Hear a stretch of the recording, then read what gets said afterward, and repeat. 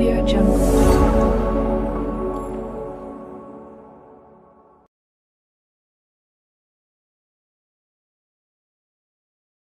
Hello everyone, welcome to Amla Tech Tide.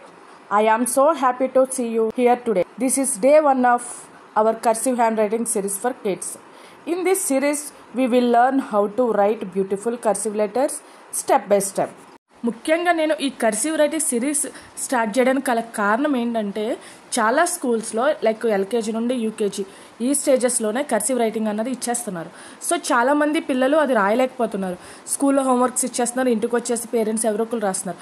కానీ వాళ్ళకి ప్రాపర్గా కర్సివ్ రైటింగ్ ఎలా నేర్పించాలి, ఏ విధంగా నేర్పించాలి, పిల్లలు ఇంట్లో కూర్చోబెట్టి పేరెంట్స్ ఏ విధంగా రాయిస్తే వాళ్ళకి వస్తుంది, ఎన్ని డేస్ అయితే అవుతుందో నేను పర్టికులర్గా నేను చెప్పలేను. కానీ మనం ప్రాపర్గా పర్ఫెక్ట్గా మనం కర్సివ్ రైటింగ్ రాసేటట్టు క్లాసెస్ అయితే స్టార్ట్ చేయడం అయితే జరిగింది.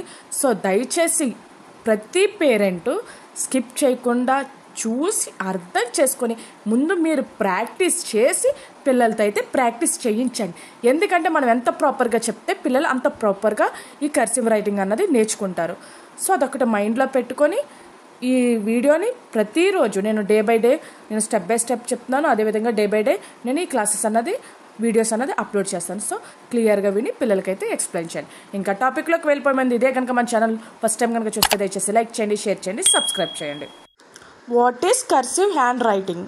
ముందుగా మనం కర్సివ్ రైటింగ్ అంటే ఏంటో చూద్దాం. Cursive hand writing means writing letters by joining them smoothly without lifting the pen.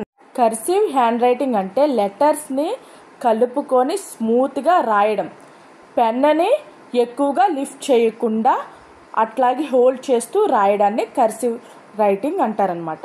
Next, why should we learn cursive? అసలు కర్సివ్ రైటింగ్ ఎందుకు నేర్చుకోవాలి ఇప్పుడు చూద్దాం. It's looks beautiful, helps us write faster and makes our hand writing neat. ఇది చాలా అందంగా ఉంటుంది, మనం ఫాస్ట్గా రాయగలుగుతాము, రాయడానికి ఇది హెల్ప్ చేస్తుంది అనమాట. ఇంకా హ్యాండ్ రైటింగ్ కూడా చాలా నీట్గా కూడా కనిపిస్తుంది. Next, how to sit and hold pencil. Sit straight, use a 4-line notebook, hold your pencil gently at an angle 45 degrees. స్ట్రైట్గా కూర్చోవాలి, 4 lines నోట్బుక్ వాడండి, అంటే లైక్ 4 rule book అంటారు కదా అలాగా. పెన్సిల్ని సాఫ్ట్గా యాంగిల్ 45 degrees పెట్టి రాయాలన్నమాట. ఇక టుడే క్లాస్ వచ్చేసి స్టార్ట్ విత్ స్ట్రోక్స్. అంటే మనం ఫస్ట్ కర్సివ్ రైటింగ్ రాసేటప్పుడు ముందుగా మనం స్ట్రోక్స్ అన్నది నేర్చుకోవాలి. Today we will not write letters. ఈరోజు మనం లెటర్స్ అయితే నేర్చుకోవట్లేదు. We will practice strokes first. మనం స్ట్రోక్స్ అన్నది ఫస్ట్ నేర్చుకున్న తర్వాత కర్సివ్ రైటింగ్ మనం ఈజీగా రాయొచ్చు. ఈ కర్సివ్ రైటింగ్లో అసలు టైప్స్ ఆఫ్ స్ట్రోక్స్ ఎన్ని ఉన్నాయో చూద్దాం. First one up stroke, second one down stroke, third one curve stroke, fourth one oval stroke. ఈ 4 స్ట్రోక్స్ ఏ విధంగా రాయాలి, అదేవిధంగా ఏ విధంగా ప్రాక్టీస్ చేయాలన్నది నేను క్లియర్గా ఎక్స్ప్లెయిన్ చేస్తాను. సో ఆ విధంగా ప్రాక్టీస్ చేయించండి. చూడండి, 4 lines బుక్ అన్నాను చూడండి, ఈ టైప్ అనమాట. ఈ టైప్ బుక్ అన్నది ఓన్గా మీరు ఒకటి తీసుకొని నేను ఏ విధంగా రాస్తున్నానో క్లియర్గా అబ్జర్వ్ చేయండి. ఆ విధంగా మీరు స్టార్టింగ్ 3 lines నుంచి ఒక లూప్ అన్నది ఫామ్ చేయండి. అదేవిధంగా సెకండ్ చూడండి, ఓన్లీ స్మాల్ లైన్స్లోనే లూప్ అన్నది ఫామ్ చేశాను. సో ఆ విధంగా మీరు రాయండి. ఇది మాత్రం ఇలా ప్రాక్టీస్ చేయించండి. ఎందుకంటే వాళ్ళకి హ్యాండ్ రైటింగ్లో ఫింగర్స్ అన్నది తిరుగుతూ ఉండాలి. సో దానివల్ల ఈ ఫస్ట్ లూప్ ప్యాటర్న్ అన్నది నేర్చుకున్నామంటే ఆటోమేటిక్గా మనకి కర్సివ్ రైటింగ్ ఈజీగా మనకి అలవాటు అవుతుంది అనమాట. తర్వాత చూడండి, యూ షేప్లో క్యాపిటల్ స్మాల్, అంటే లైక్ మీకు క్లియర్గా అర్థమవుతుందని కొంచెం బిగ్గా కొంచెం స్మాల్గా అని చెప్తున్నాను అనమాట. స్టార్టింగ్ ఎప్పుడు క్యాపిటల్ ఎప్పుడు 3 letersలో రాయాలి, స్మాల్ ఎప్పుడు ఓన్లీ బ్లాక్ 2 lines ఉన్నాయి చూడండి, ఆ 2 linesలోనే రాయాలి. వీటిని లూప్ ప్యాటర్న్స్ అంటారనమాట. క్లియర్గా అర్థమైందా? లూప్ ప్యాటర్న్స్ అనమాట.